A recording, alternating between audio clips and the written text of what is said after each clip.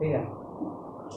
मनीष जी, लंबे समय से आप समाज सेवा से जुड़े हुए हैं, लेकिन अब राजनीति की तरफ आप कदम बढ़ा रहे हैं, क्या कारण है?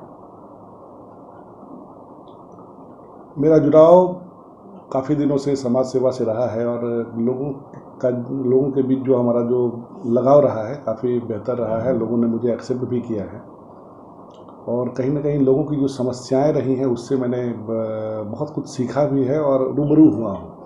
उन समस्याओं का निराकरण के लिए और निदान के लिए मुझे लगता है कि राजनीति का दामन थामना चाहिए और राजनीति में सफल अगर मैं होता हूँ तो मुझे लगता है कि पॉलिटिकली मैं अपने आप को एम्पावर्ड करने के उपरांत मुझे लगता है कि बहुत हद तक लोगों की जो समस्याएं हैं और उनकी जो समस्याएं हैं उसको दूर करने में मैं अपने आप को सफल पाऊंगा और लोगों की समस्याओं का अगर मैं निदान कर पाऊं तो मुझे लगता है कि एक अच्छे राजनीतिज्ञ के रूप में मैं अपने आप को राष्ट्रीय पटल पे, प्रदेश के पटल पे रख पाने में सक्षम हो पाऊंगा। कहीं ना कहीं एक समाज सेवी बन के भी आप लोगों की मदद कर सकते हैं, इनफैक्ट कर रहे हैं। तो राजनेता बनने का मेन मतलब क्या रीज़न है, वो उससे बनकर आप क्या कुछ एक्स्ट्रा कर पाएंगे? देखिए, मैं इसमें एक बात बताना चाहता हूँ कि मैंने ग्रामीण प्रबंधन से मास्टर्स की डिग्री ली थी। मैंने पोस्ट ग्रेजुएशन मैंने किया था रूरल मैनेजमेंट और डेवलपमेंट में। तो उस दौरान एनजीओ में भी मैंने काम किया है, अनेक राष्ट्रीय अंतर्राष्ट्रीय संस्थाओं में मेरा अनुभव रहा है। तो उस दौरान मैंने लोगों की जो समस्याएं हैं उसको काफ़ी नज़दीक से देखने का मैंने काम किया है और उनके निराकरण के लिए यथासंभव मैंने प्रयास भी किया है। उस दौरान जो लोगों की समस्याएं थी उसका मैंने राष्ट्रीय स्तर पे जो भी फंड होते थे या एनजीओ के जो फंड होते थे तो मैंने काम किया है। दरभंगा में, मैं बिहार में कहूँ कि दरभंगा में मैंने, और कोसी का जो फ्लड आया था वहाँ मैंने काम किया है। हेल्थ पे मैंने काम किया है, कालाजार जैसे इशूज़ पे मैंने काम किया है, एसएचजीज पे मैंने काम किया है। तो इस दौरान मैंने देखा है कि लोगों की समस्याएं बहुत हैं और लोगों की समस्याएं अगर हैं तो लोग अपनी समस्याओं को किसके पास रखें, उनके पास इस चीज़ का भी एक कहिए कि मुख्य धारा में वो कैसे आए, ये भी एक बहुत बड़ी समस्या होती थी। तो मैं एक सोशल एक्टिविस्ट के रूप में जब मैंने काम किया तो मुझे लगा कि मैं अगर पॉलिटिकली अपने आप को एम्पावर करूं और सोशली मैं इन्वॉल्व रहा ही था, तो मुझे लगता है कि पॉलिटिकली जब मैं अपने आप को एम्पावर करूंगा तो काफ़ी हद तक मुझे लगता है कि एक समुचित निदान देने का जो मेरे तरफ से जो सार्थक प्रयास रहेगा वो सफल होगा। काफ़ी बदनाम है आज के ज़माने में राजनीति का पेशा। लोग कहते हैं नेता जो कहते हैं करते नहीं हैं। आप एक सोशल वर्कर से ट्रांसफॉर्मेशन के मोड में हैं और डायरेक्ट पॉलिटिशियन बन रहे हैं। कितना आपको लगता है कि आपको चुनौतियाँ आएंगी इसमें? देखिए, चुनौतियाँ तो हैं ही। मैंने जैसे बताया आपको कि पूर्व के दिनों में मैंने देखा है कि समस्याएं हैं, लेकिन समस्याओं का जो समुचित निदान या निराकरण जो है वह राजनीतिज्ञ ही कर सकते हैं। राजनीतिज्ञ इसलिए कर सकते हैं कि वो सुपर पावर हैं। समाज के जो लोग के बीच में वो हीरो बन के आते हैं, वो या तो चयनित होते हैं या नॉमिनेटेड रहते हैं, तो किसी न किसी रूप में वो सबल हैं। वो तमाम सांगठनिक और प्रशासनिक उनके पास पावर होता है जिसका वो उपयोग कर सकते हैं अगर उनकी मंशा सही रहे तो मुझे लगता है कि एक जो पॉलिटिक्स में सबसे ज़रूरी है कि अगर आप पॉलिटिकल फील्ड में तभी सफल होंगे जब आपकी नीयत साफ होगी, और नीयत तभी साफ होगी जब आपको कुछ कर गुजरने का अंदर से आमदा होगा। तो मुझे लगता है कि मैं राजनीति के इस दूसरे प्रारूप में, जैसा आपने कहा कि अनेक जो पॉलिटिशियंस हैं वो अलग तरीके से सोचते हैं, राजनीति में आने के पहले उनकी सोच अलग होती है, राजनीति में आने के उपरांत वो अलग हो जाते हैं। तो मुझे लगता है कि मैं इससे थोड़ा अपने आप को अलग करूँगा और राजनीति में जो वादे मैंने पूर्व में किए हैं या वर्तमान में मैं जो लोगों के साथ जो इंटरेक्ट मैंने किया है उनकी समस्याओं का निदान भी मैं करूँगा। ये मैं अपने स्तर से वचनबद्ध हूँ और वचन देता हूँ आप लोगों को। सर, नॉर्मली पाया जाता है कि जो भी लीडर होते हैं, लीडर बनने से पहले इस पैतरे को अपनाते हैं, पहले लोगों की मदद करते हैं, फिर कैंडिडेट बनते हैं और फिर वो क्या करते हैं बखूबी आप जानते हैं, मैं दोहराऊंगी नहीं इस वर्ड को। तो यही चीज़ कहीं ना कहीं आप पे भी लागू होता है। तो आप पे भरोसा क्यों करे जनता, इसके लिए क्या आप कह सकते हैं? देखिए, आप मीडिया कर्मी ही हैं जो किसी भी एक सामान्य जो अगर समाजकर्मी है या कोई भी ऐसा व्यक्ति है जिसको आप लोग फर्श से अर्श पे टॉप लेवल पे ले आते हैं, उनके द्वारा किए गए जो बात है वो तो सामने जनता के सामने आती है, लेकिन वादा भी जो है उसको निभाना भी एक आर्ट है। तो मुझे लगता है कि जिन समस्याओं को लेके मैं अपने आप को राजनीति में अपने आप को एम्पावर करना चाहता हूं, उन समस्याओं का निराकरण भी मैं करूंगा। मैं अपने स्तर पे इतना स्पष्ट करना चाहता हूं कि समाज में जो नई पीढ़ी आ रही है, पॉलिटिकली जो नई पीढ़ी बिहार के प्रदेश में या राष्ट्रीय जो हमारा जो क्षेत्र है उसमें जो आने वाली है, उसमें मैं कोशिश करूँगा कि निसंदेह मैं जो बात कहूँ राजनीति में, जो पहले कहूँ, वो आने वाले समय में जब मैं पॉलिटिकली अपने आप को एम्पावर कर पाऊँ तो मैं इस चीज़ को निभाऊंगी। मैं जानना चाहूंगी सर कि बिहार की स्पेशली अगर आप बिहार से लड़ रहे हैं, बिहार विधानसभा की सोच रहे हैं, तो बिहार की कौन सी ऐसी पहलू थी जिसने आपको इतना ज्यादा प्रभावित किया कि आप सोशल एक्टिविस्ट बने और अब आप राजनेता यानी कि पॉलिटिकली लोगों की मदद करना चाहते हैं?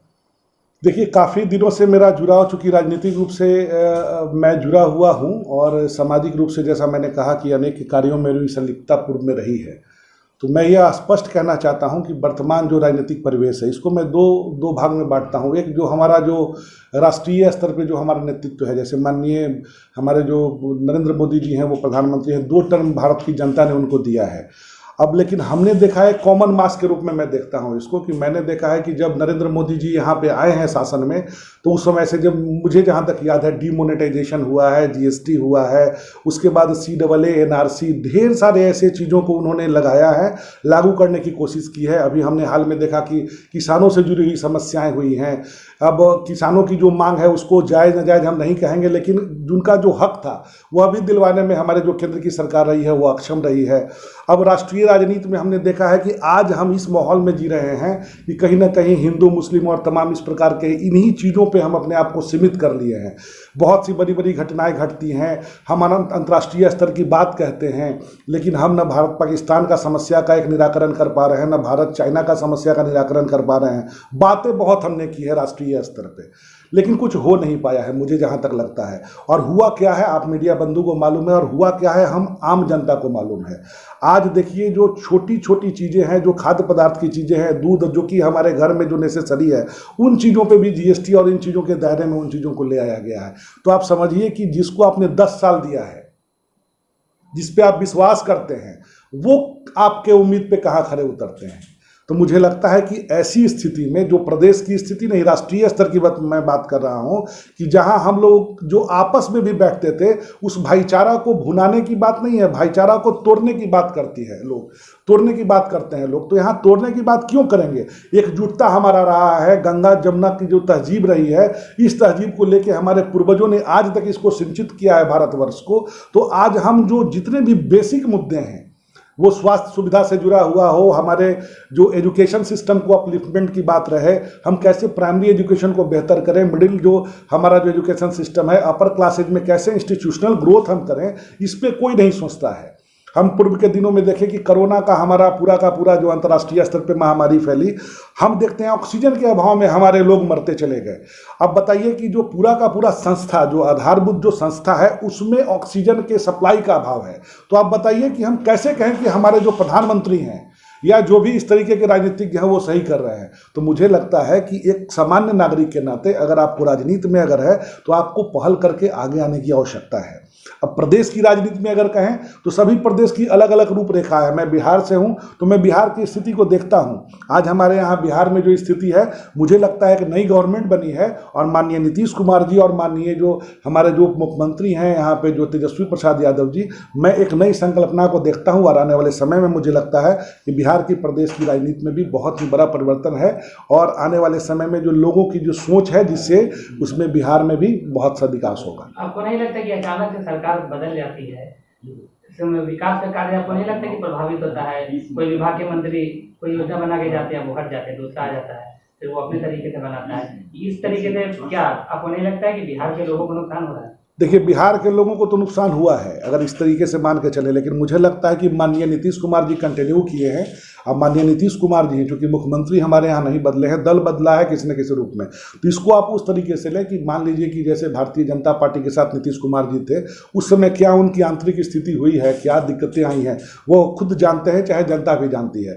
तो आज हमारे मुख्यमंत्री तो ही हैं नीतीश जी, जो कि पूरे के पूरे वाइडली एक्सेप्टेड है, वाइडली एक्सेप्टेड है, उनका एक्सेप्टेंस है, इसीलिए वो मुख्यमंत्री रहे हैं। और उनकी एक ऐसी इस तरीके की पर्सनालिटी बिहार में आ चुकी है कि मुझे लगता है कि नीतीश कुमार जी लोगों के हर दुख सुख से इत्तेफाक रखते हैं। और अब सहयोग की बात है कि जो अब नई जो गवर्नमेंट बनी है, वह पुराने जो कार्य किए गए हैं नीतीश कुमार जी को, उसको तो कंटिन्यू करेगी, और नई जो समस्याएं हैं लोगों की, उसको भी शानदार तरीके से वो सफल एक उसका निदान देने का प्रयास करेंगे। मनीष जी, क्या लगता है जंगल राज रिटर्न पहले था, फिर से रिटर्न होगा? देखिए, मैं आज तक नहीं समझ पाया हूं कि जंगल राज रिटर्न किस चीज में लोग कहते हैं।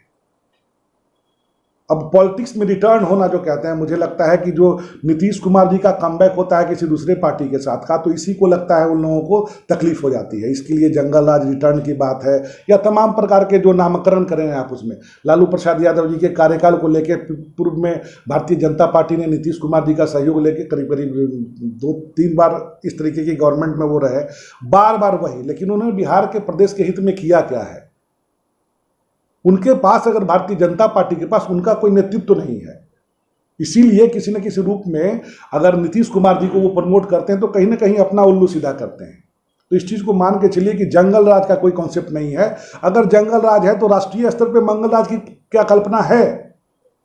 राष्ट्रीय स्तर पे आप इतने दिनों से हैं, वहाँ पे मंगल राज नहीं कायम कर पाए। हमारे जो आसपास का जो सामाजिक माहौल है उसको आपने सौहार्द को बिगाड़ने का काम किया है। यहाँ पे निश्चित है कि हम जिस धर्म से आते हैं उस धर्म का हम मतलब मतावलंबी हैं, जो अगले धर्म के हैं उनका सम्मान करना, एक दूसरे का सम्मान करेंगे। तो पाठशाला में, उसी पाठशाला में आप पढ़ाई भी पढ़ा रहे हैं राष्ट्रीय स्तर पर कुछ नहीं, और यहाँ पर बोलते हैं कि आपने सौहार्द बिगाड़ दिया है और जंगल राज है। तो मैं इत्तेफाक इससे कुछ सहमत नहीं हूँ। हमारी भारत सरकार और बिहार सरकार भी कहीं ना कहीं ये कहती है कि हमारा देश और हमारा राज्य विकास कर रहा है। वहीं अगर हम बात कर ले किसी भी चीज़ का रेशियो का, तो हर चीज़ का रेशियो, आपराधिक रेशियो की अगर बात कर ले, आप रेप की रेशियो की अगर बात कर ले, जितने भी क्रिमिनल लिस्ट के जो रेशियो हैं वो दिन प्रतिदिन घटने के बजाय बढ़ ही रहा है। हम कैसे माने कि हमारा देश और हमारा राज्य विकास कर? देखिए, यही तो मूल मुद्दा है जो आप लोग समझ रहे हैं इस चीज़ को, और मुझसे आप प्रश्न पूछ रहे हैं। आखिर जो अपराध है, वो करने वाला जो अपराधी है उसकी मानसिकता क्या है? आखिर किस हालात में वो अपराध कर रहा है? देखिए, 2 प्रकार के यहाँ पे लोग हैं। जो अपराधी, एक जो मतलब पेशेवर अपराधी है, जिनकी मानसिकता बन गई है, जो प्रोफेशन से समझते हैं कि मैं अपराधी करूँगा तो जीवन में रहूँगा, तो उसको परिवर्तित करना वो शायद किसी भी गवर्नमेंट की बस की बात नहीं है। दंड के माध्यम से जो भी संवैधानिक ढांचा में हमारा उसका दंड है वो दंड मिलना चाहिए। अब ग्राफ और रेशियो क्या बढ़ा है ये शायद मीडिया बंधु आप लोग हमसे बेहतर जानते हैं, आपके पास हर दिन का रिकॉर्ड है। आप बताइए कि जिस दिन किसी का मर्डर होता है तो क्या कोई राजनीतिज्ञ जानता है कि कौन किस प्लान में जाके कहीं किसी की हत्या करता है? लेकिन जो इस तरीके का माहौल है, यह माहौल क्यों है अगर समझेंगे तो जो बेरोजगारी का, जैसे छिनतई की घटनाएं घटती हैं, कोई लूट खसोट की घटनाएं घटती हैं, तो किस हालात में वो इस जगह पे है। तो मुख्य धारा में वैसे लोगों को लाने की आवश्यकता है। अगर बेरोजगारी, उसके पास पैसे का अभाव है, तो अपने घर में किसी चीज़ की पूर्ति के लिए, मैंने बताया है आपको कि 2 प्रकार से, एक पेशेवर है और एक बाध्य हो के कोई करता है इस तरीके का क्राइम, तो वो क्राइम है। तो उसको मुख्य धारा में लाने की आवश्यकता है। सरकार को भी इसमें भी पहल करने की आवश्यकता है कि उसको मुख्य धारा में लाए। आपको नहीं लगता सर कि प्रशासनिक व्यवस्था की लचरता की वजह से ये चीजें बढ़ रही हैं? देखिए, प्रशासनिक, अगर किसी की मर्डर हो जाती है, अगर किसी का रेप हो जाता है तो एट इंस्टेंट उसको सजा नहीं मिलती है, उसको आराम से भेजा जाता है जेल, इज्जत के साथ उसको खाना खिलाया जाता है और फिर बाइज्जत उसको बरी कर दिया जाता है, चाहे किसी की जान चली जाए, चाहे किसी की इज्जत चली जाए। देखिए, इस प्रकार की समस्याएं कहीं कहीं देखने को मिलती है, लेकिन मुझे लगता है कि जब कभी भी क्राइम का रेशियो बढ़ा है, चाहे जो भी क्राइम बढ़ा है, तो इसमें 2 प्रकार की बातें हैं। देखिए, मैं पुनः कहूँगा कि क्राइम जो करते हैं उनकी एक मंशा होती है, उनका फिक्स मेंटल स्टेटस है कि मैं क्यों क्राइम करने जा रहा हूं। और ये जो कह रहे हैं कि जो मुख्य धारा से जो वंचित जो लोग हैं, युवा हैं, उनके पास कुछ नहीं पहल है, कहीं से उनको नौकरी नहीं मिल पा रही है, कुछ नहीं है, और अर्थ अभाव है, उनके पास इकोनॉमिकली वो इम्पावर्ड नहीं है, तो वो किसी न किसी रूप में अर्जन करते हैं। तो बहुत अच्छे तरीके से कहीं लूट लिए, गाड़ी की लूट कर लेते हैं, किसी से किसी का चैन छीन लिए। तो ये जो अपराध है, तो लड़कों को, बच्चों को मुख्य धारा में लाने की आवश्यकता है। सरकार की पहल होनी चाहिए। जहाँ तक प्रशासनिक सोच है, मैं स्पष्ट कहना चाहता हूँ कि प्रशासन कितना भी कर ले, दंड का प्रावधान कर सकती है, अरेस्ट कर सकती है, बहुत सी चीज़ों में फिर माननीय उच्च न्यायालय और माननीय जो न्यायालय है उसके संज्ञान में जाएगा तो उसको दंड मिलेगा। लेकिन जब तक हम वाइड स्प्रेड इस तरीके से लोगों के सामने हम बेरोजगारी का जो समस्या हमारा है वो दूर नहीं करेंगे, तो इस प्रकार की छोटी छोटी घटनाएं होती रहेंगी। और बड़ी घटनाएं जो मनगठित नहीं है, जो प्लान्ड है, उस प्रकार की घटनाओं को रोक पाना कहीं ना कहीं सरकार के लिए और कहीं ना कहीं प्रशासन के लिए भी असंभव सा प्रतीत होता है। असंभव? अगर सर एक व्यक्ति अगर उस घटना को अंजाम देता है, उसके साथ स्ट्रिक्टली अगर पेश आया जाए, उसको कड़ी से कड़ी सजा दिया जाए, जिससे बाकी लोगों के मन में डर पैदा हो जाए, तो क्या इस तरीके से कुछ कम करने? बिल्कुल बिल्कुल, ये एक बहुत ही सकारात्मक पहल होगा और सरकार ने और यहाँ तक कि प्रशासन ने इस प्रकार की कड़ी कार्रवाई की है। जब तेलंगाना में ऑन स्पॉट उसको ये किया जा सकता है, मारा जा सकता है कातिल को गोली, तो फिर बिहार में और अन्य राज्यों में ऐसा क्यों नहीं किया? देखिए, बिल्कुल बिल्कुल इस तरीके की जो है कठोर दंड के जो प्रावधान है उसको अपनाने की आवश्यकता है। लेकिन मुझे लगता है कि कहीं ना कहीं इसमें सरकारी और उसमें आने की आवश्यकता नहीं है कि सरकार के प्रशासनिक अधिकारी इसमें बाध्य हैं या राजनीतिज्ञों का बहुत प्रेशर होता है। मुझे लगता है कि यह जो सामाजिक जो गंदगी है जो कुछ लोगों के द्वारा फैलाई जाती है उसके कारण पूरा समाज जो है ना वो इसका शिकार हो जाता है कि समाज में ऐसे ऐसे लोग हैं। उनको डायरेक्ट दंड देने की आवश्यकता है, ऑन स्पॉट इनको दंडित करने की आवश्यकता है, लेकिन जो हमारा जो कानूनी संरचना है वो दंड देने का एक प्रावधान उनके द्वारा निर्धारित है। उसी के तहत जो है सरकार और जो हमारे जो कर्मी हैं जो शीर्षस्थ जो प्रशासनिक अधिकारी हैं वो भी बाध्य हैं उसी प्रॉपर चैनल से चल के उनको दंड देते हैं। एक सवाल करना चाहेंगे सर, आप पटना में बैठे हुए हैं। हाल ही में पटना में महावीर आरोग्य संस्थान पे बहुत बड़ा आरोप लगा है एक लड़की के द्वारा कान का इलाज करवाने गई थी और उसका हाथ गंवाना पड़ा। ऐसे सिचुएशंस में क्या करना चाहिए बिहार सरकार को, प्रशासन को, जब किसी हॉस्पिटल के कर्मी के द्वारा किसी लड़की की पूरी जिंदगी बर्बाद हो जाए? बिल्कुल, बहुत ही मर्माहत करने वाली घटना थी। रेखा जी शायद उनका नाम था जो विक्टिम थी। मुझे लगता है देखिए यहाँ पे भी पुनः बात आ गई कि सरकार का क्या, इसमें सरकार की क्या मंशा रही है। अब जो वहाँ पे जो नर्स हैं तो वो नर्स ट्रेंड है कि नहीं ट्रेंड है। अब बताइए जो इंट्रावेनस इंट्रामस्कुलर जो इंजेक्शन देना है इसके बारे में जानकारी नहीं है तो इसमें एक पारामिलिट्री के भैया पैरामेडिकल का एक जो अपना जो कोर्स होता है वो कोर्स की हुई है कि नहीं की हुई है, तो इसका खामियाजा पूरे संस्थान को भोगना पड़ा।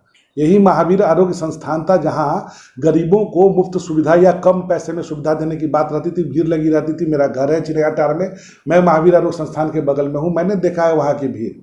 कई बार मैंने अपनी माँ का, पिताजी का इलाज कराया है वहाँ पे, लेकिन एक जो है अनट्रेंड अनस्किल्ड जिसको कहिए उसकी मंशा जो रही और उसके कारण ये जो घटना घटी है जिससे पूरा बिहार प्रदेश शर्मसार हो गया है। ये कैसे कहा जा सकता है कि सिर्फ नर्स की वजह से ये घटना घटी? अगर नर्स की वजह से ये घटना घटी, जिस प्रकार से नर्स ने उसे गलत सुई दिया, उसके बाद 3 से 4 दिन लगे थे उसके हाथ काले होने में, इसका मतलब डॉक्टर की नहीं, बिल्कुल देखिए बनती है कि वो जाके पेशेंट को चेक करे नर्स के देने के बाद एक बार फिर दिन भर में कि क्या उसकी स्थिति नहीं, इसको तो इंस्टेंटली नहीं, मैं एकदम इत्तेफाक रखता हूँ आपकी बातों से। जिस समय ये घटना घटी थी उस समय जो तत्कालीन उस समय जो डॉक्टर वहाँ उपलब्ध थे उनका यह परम दायित्व था कि अगर इस तरीके की घटना घट गई है, जो इंजेक्शन जो गलत अगर दिला गया है तो उसके लिए मैं क्या करूं।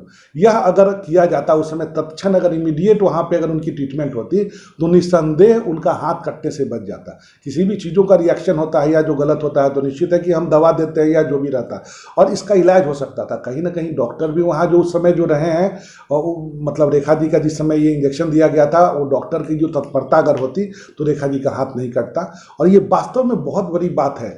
आपके पास देखिए, मैं यहाँ पे कहना चाहूँगा कि स्वास्थ्य सुविधा जो है हमारा, मान लीजिए इंफ्रास्ट्रक्चर है यहाँ पे, लेकिन उस इंफ्रास्ट्रक्चर में स्किल्ड कितने लोग हैं?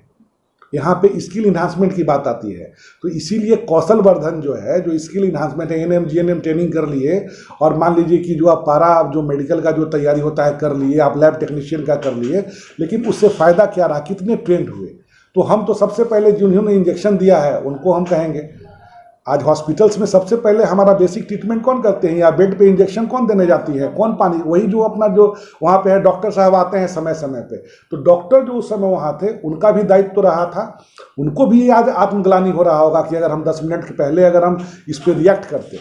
ये एक बहुत बड़ी बात है और संवेदनहीनता की बात नहीं है, संवेदनशील होने की बात है। यहाँ पे किसी बच्ची का हाथ कट गया, पूरा भविष्य उसका खराब हो गया है और वो आप कल्पना कीजिए कि कल ये घटना हमारे और आप जैसे लोगों के साथ हो तब क्या होगा। तो मैं ये इत्तेफाक करता हूं कि कहीं ना कहीं स्किल जो ट्रेनिंग है यह लोगों के लिए आवश्यक है। और थोड़ा सा जो डॉक्टर जो भगवान का रूप है उसमें अब डॉक्टर को और संस्था को सोचना होगा।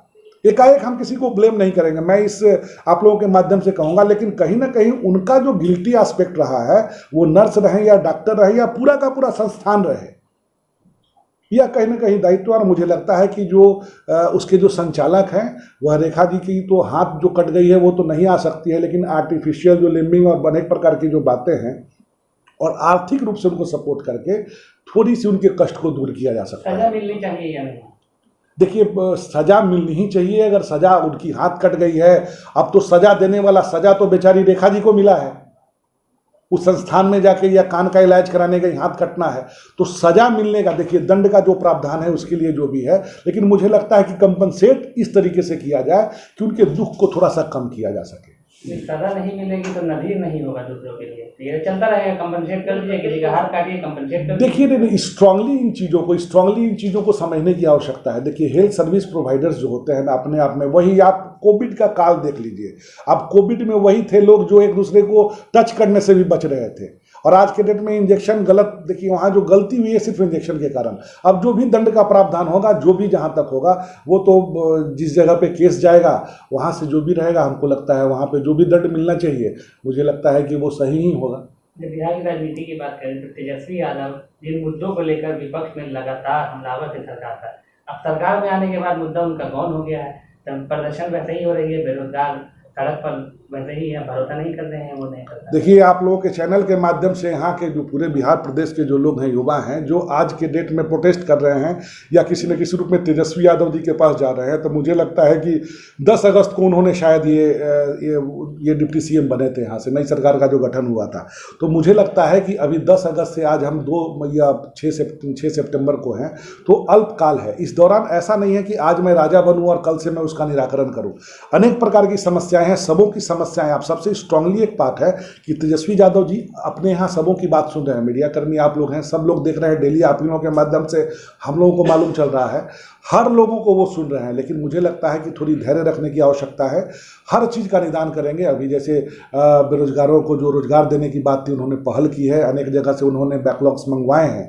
तो मुझे लगता है कि हर चीज़ पे ही नीतीश कुमार जी के साथ वो और तेजस्वी यादव जी मिलकर एक सकारात्मक ढंग से लोगों को सिस्टम के बाहर रह के उनको फ्लॉज नजर आ रहा था, अब सिस्टम में आके वो नजर नहीं आ रहा है, वो ढूंढने की चली है फिर से। नहीं, मुझे लगता है कि उन्होंने बेरोजगारी का मुद्दा उठाया था, बेरोजगारी दूर करने के लिए, वो उसके निराकरण के लिए लोगों से बैकलॉग मंगवा रहे हैं, जो भी अपना जो कंसर्न डिपार्टमेंट है। अब हेल्थ डिपार्टमेंट है, आज जैसे हम लोग उसकी स्किल इन्हांसमेंट से संबंधित जो स्किल्ड हैं जो लोग, उनकी नौकरी की बात की जा रही है। तो जहाँ जहाँ बैकलॉग है वहाँ से एक जगह कलेक्शन करके जो 5 लाख 10 लाख की जो वैकेंसी की बात करती है, एक बार 10 लाख का वैकेंसी जब रहेगा तभी देख पाएंगे ना वो। लेकिन इतना जरूर है कि 1 लाख 2 लाख से शुरू हो जाना है।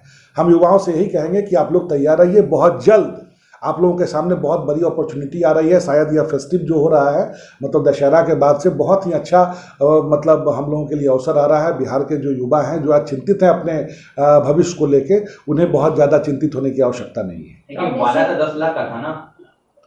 देखिए 10 लाख का जो वादा है ना, हमें लगता है कि तेजस्वी यादव जी युवा हैं, और तेजस्वी यादव जी इत्तेफाकन हर उन चीज़ों से वो इत्तेफाक रखते हैं जो युवाओं से जुड़ा हुआ चीज़ है, तो वो कभी भी पीछे नहीं हटे हैं। मैं कह रहा हूं कि 10 तारीख को उन्होंने, 10 अगस्त को उन्होंने शपथ लिया है। 11 तारीख को क्या यह संभव है प्रैक्टिकली कि वो आके और सबको बांट दे? मतलब जिन लोगों का जो एस्पेक्ट है कि मुझे नौकरी मिल जानी चाहिए, लेकिन उस पर पहल करना ये सिद्ध करता है, स्वतः सिद्ध करता है कि अब नीतीश कुमार जी का जो संरक्षण है, उसमें जो माननीय हमारे जो डिप्टी सीएम है तेजस्वी यादव जी, वो अभी दृढ़ संकल्पित होकर लोगों को रोजगार दिलाने के लिए संकल्प भाव से आगे आने वाले समय में वो काम करेंगे। अच्छा, आप राजनीति में अब आएंगे, किसके नेतृत्व को आप स्वीकार करें? देखिए मुझे यह लगता है कि युवाओं का जो नेतृत्व है आज के डेट में, जैसे 2025 का हम अगर विधानसभा का चुनाव कहें तो 2025 का जो चुनाव है वो अपने आप में बड़ा ही बेहतर होने जा रहा है। 2024 का हमारा लोकसभा चुनाव है, बहुत सी चीज़ें स्पष्ट हो जाएंगी उस समय। अभी हम देख रहे हैं यहाँ कि राष्ट्रीय स्तर पे भी जो विपक्ष है, काफ़ी नीतीश कुमार जी के नेतृत्व में काफ़ी शानदार एक मतलब गठबंधन करने जा रही है। तो मुझे लगता है कि 2024 के उपरांत 2025 का जो विधानसभा चुनाव होगा उसमें युवा नेतृत्व ही बिहार को मिलेगा। और मुझे लगता है कि भावी हमारे जो मुख्यमंत्री हैं, अगर सर्वसम्मति से सब बनेंगे, तो मुझे लगता है कि जनता जनार्दन निश्चित है कि तेजस्वी यादव जी को ही मुख्यमंत्री के रूप में देखना चाहती है। युवा का ही अब काल आ गया है, 2025 तक इंतजार हम लोग कर लें। 2025 में मुझे लगता है कि तेजस्वी यादव जी बिहार के प्रदेश का नेतृत्व संभाल लेंगे। राष्ट्रीय जनता दल में शामिल होंगे आप या शामिल हैं, क्या प्लान है, या आप अपनी नई पार्टी बनाएंगे? देखिए राष्ट्रीय जनता दल में शामिल होने के लिए है कि राष्ट्रीय जनता दल को मेरा क्षेत्र जो है वो राघोपुर विधानसभा क्षेत्र आता है, जहाँ मैं जिस गांव से आता हूं, तो राघोपुर विधानसभा क्षेत्र है। तो मैं क्षेत्र से भी तेजस्वी यादव जी के, लालू प्रसाद यादव जी के क्षेत्र से रहा हूँ। और पटना में मैं चूँकि निवास करता हूं, तो मैं भी इत्तेफाकन राजनीति में लालू प्रसाद यादव जी के क्षेत्र से रहने के कारण मुझे लगता है कि मैं उनके ढेर सारे उनकी जो गतिविधियां रही हैं उसमें मैं कभी न कभी, मेरे परिवार के लोग उसमें शामिल रहे हैं। मैं व्यक्तिगत रूप से कहूं कि युवा नेतृत्व के साथ मैं चलूंगा, और आने वाले दिनों में जो युवा नेतृत्व, आप लोग भी समझ रहे हैं इन चीज़ों को, युवा नेतृत्व स्पष्ट है हमारे सामने, जो सक्षम है, जो आज वर्तमान सरकार में है, मैं चाहूँगा कि मैं उन्हीं का सानिध्य लूँ और आने वाले समय में जो भी जनता के लिए मैं अपने स्तर पर जो सेवा कर सकता हूँ, मैं अपने स्तर पर प्रदान करूँ। 2001 आखिर क्वेश्चन 2025 में आप विधानसभा की तैयारी कर रहे हैं, किन मुद्दों और किन पहलुओं को लेकर चलने की सोच रहे हैं? देखिए, मैं स्पष्ट करना चाहता हूं कि 2025 का जो चुनाव है विधानसभा का, मैं इसमें थोड़ी सी आपको इसमें रेक्टिफाई करूं कि मैं पहले संगठन में काम करूंगा। मैं जिस दल में भी ज्वाइन करूंगा, मैं संगठन में काम करूंगा और संगठन का जो अपर नेतृत्व होगा वो मेरी कुशलता के आधार पर यह निर्णय ले कि मैं कहाँ सक्षम हूँ। मैं डायरेक्टली मैं कहूँ कि मैं MP का चुनाव लड़ूँ या MLA का चुनाव लड़ूँ, मैं MLC के लिए कैंडिडेट हूँ, मैं कोई इस तरीके की घोषणा नहीं करूँगा। मैं संगठन में काम करना चाहता हूँ और संगठन में काम करने के उपरांत मुझे लगता है कि जो शीर्ष नेतृत्व का जो आदेश होगा, मैं अक्षर से उसका अनुपालन करूंगा। अपना पूरा परिचय बताइए। मेरा नाम मनीष मणि भारतीय है और मैं एक समाज सेवी हूं और मैं पटना में निवास करता हूं।